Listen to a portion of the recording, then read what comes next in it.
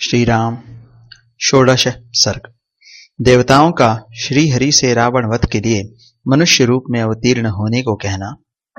राजा के पुत्रेष्टि यज्ञ में अग्निकुंड से प्रजापत्य पुरुष का प्रकट होकर क्षीर अर्पण करना और उसे खाकर रानियों का गर्भवती होना।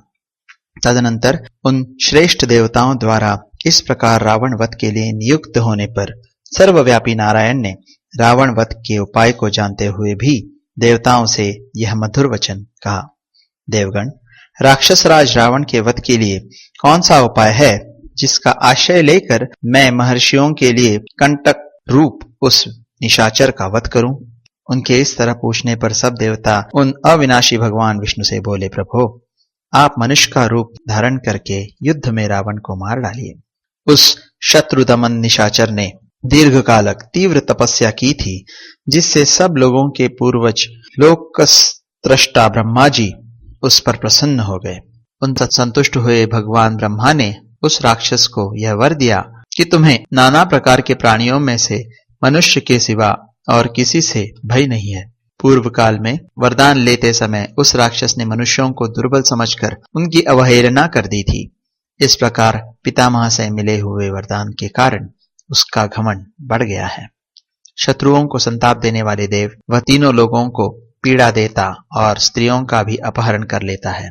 अतः उसका वध मनुष्य के हाथ से ही निश्चित हुआ है। समस्त जीवात्माओं को वश में रखने वाले भगवान विष्णु ने देवताओं की यह बात सुनकर अवतार काल में राजा दशरथ को ही पिता बनाने की इच्छा की। उसी समय वे शत्रु सदन महातेजस्वी नरेश पुत्रहीन होने के कारण पुत्र प्राप्ति की इच्छा से पुत्रेष्टि यज्ञ कर रहे थे। उन्हें पिता बनाने का निश्चय करके भगवान विष्णु पितामह की अनुमति ले देवताओं और महर्षियों से पूजित हो वहां से अंतर्धान हो गए। तत्पश्चात पुत्रेष्टि यज्ञ करते हुए राजा दशरथ के यज्ञ में अग्निकुंड से एक विशालकाय पुरुष प्रकट हुआ। उसके शरीर से इतना प्रकाश था जिसकी कहीं तुलना नहीं थी। उसका बल पराक्रम महान था। उसकी अंग कांति काले रंग की थी। उसने अपने शरीर पर लाल वस्त्र धारण कर रखा था। उसका मुख भी लाल ही था। उसकी वाणी से दुंदुभि के समान गंभीर ध्वनि प्रकट होती थी। उसके रोम, दाढ़ी, मूछ और बड़े बड़े केश चिकने और सिंह के समान थे। वह शुभ लक्षणों से संपन्न, दिव्य आभूषणों से विभूषित, शैल शिखर के समान ऊंचा तथा गर्वीले सिंह के समान चलने वाला था। उसकी आकृति सूर्य के समान तेजोमयी थी। वह प्रज्वलित अग्नि की लपेटों के समान दे दीप्यमान हो रहा था। उसके हाथ में तपाए हुए जाम्बुनद नामक स्वर्ण की बनी हुई परात थी, जो चांदी के ढक्कन से ढकी हुई थी। वह परात थाली बहुत बड़ी थी और दिव्य खीर से भरी हुई थी। उसे उस पुरुष ने स्वयं अपने दोनों भुजाओं पर इस तरह उठा रखा था मानो कोई रसिक अपनी प्रियतमा पत्नी को अंग में लिए हुए हो। वह बहुत अद्भुत परात मायामयी सी जान पड़ती थी। उसने राजा दशरथ की ओर देखकर कहा, नरेश्वर, मुझे प्रजापति लोक का पुरुष जानो। मैं प्रजापति की ही आज्ञा से यहाँ आया हूं। तब राजा दशरथ ने हाथ जोड़कर उनसे कहा, भगवान, आपका स्वागत है। कहिए, मैं आपकी क्या सेवा करूं? फिर उस प्रजापति पुरुष ने पुनः यह बात कही, राजन, तुम देवताओं की आराधना करते हो, इसलिए तुम्हें आज यह वस्तु प्राप्त हुई है। नृपश्रेष्ठ, यह देवताओं की बनाई हुई खीर है जो संतान की प्राप्ति कराने वाली है। तुम इसे ग्रहण करो। यह धन और आरोग्य की भी वृद्धि करने वाली है।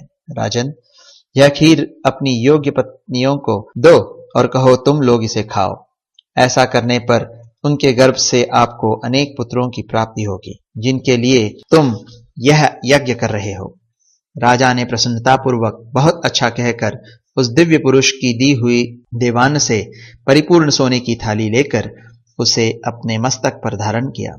फिर उस अद्भुत एवं प्रिय दर्शन पुरुष को प्रणाम करके बड़े आनंद के साथ उसकी परिक्रमा की।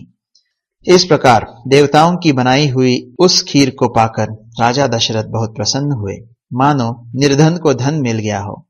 उसके बाद वह परम तेजस्वी अद्भुत पुरुष अपना वह काम पूरा करके वहीं अंतर्धान हो गया। उस समय राजा के अंतःपुर की स्त्रियां हर्षोल्लास से बढ़ी हुई कांतिमयी किरणों से प्रकाशित हो ठीक उसी तरह शोभा पाने लगी जैसे शरत काल के नयनाभिराम चंद्रमा की रम्य राशियों में उद्भासित होने वाला आकाश सुशोभित होता है। राजा दशरथ वह खीर लेकर अंतःपुर में गए और कौसल्या से बोले, देवी, यह अपने लिए पुत्र की प्राप्ति कराने वाली खीर ग्रहण करो। ऐसा कहकर नरेश ने उस समय उस खीर का आधा भाग महारानी कौशल्या को दे दिया। फिर बचे हुए आधे का आधा भाग रानी सुमित्रा को अर्पण किया। उन दोनों को देने के बाद जितनी खीर बच रही उसका आधा भाग तो उन्होंने पुत्र प्राप्ति के उद्देश्य से कैकेयी को दे दिया। तत्पश्चात उस खीर का जो अवशिष्ट आधा भाग था, उस अमृतोपम भाग को महाबुद्धिमान नरेश ने कुछ सोच विचार कर पुनः सुमित्रा को ही अर्पित कर दिया। इस प्रकार राजा ने अपनी सभी रानियों को अलग अलग खीर बांट दी। महाराज की उन सभी साध्वी रानियों ने उनके हाथ से वह खीर पाकर अपना सम्मान समझा। उनके चित्त में अत्यंत हर्षोल्लास छा गया। उस उत्तम खीर को खाकर महाराज की उन तीनों साध्वी महारानियों ने शीघ्र ही पृथक पृथक गर्भ धारणा किया। उनके वे गर्भ अग्नि और सूर्य के समान तेजस्वी थे। तदनंतर अपनी उन रानियों को गर्भवती देख राजा दशरथ को बड़ी प्रसन्नता हुई। उन्होंने समझा, मेरा मनोरथ सफल हो गया।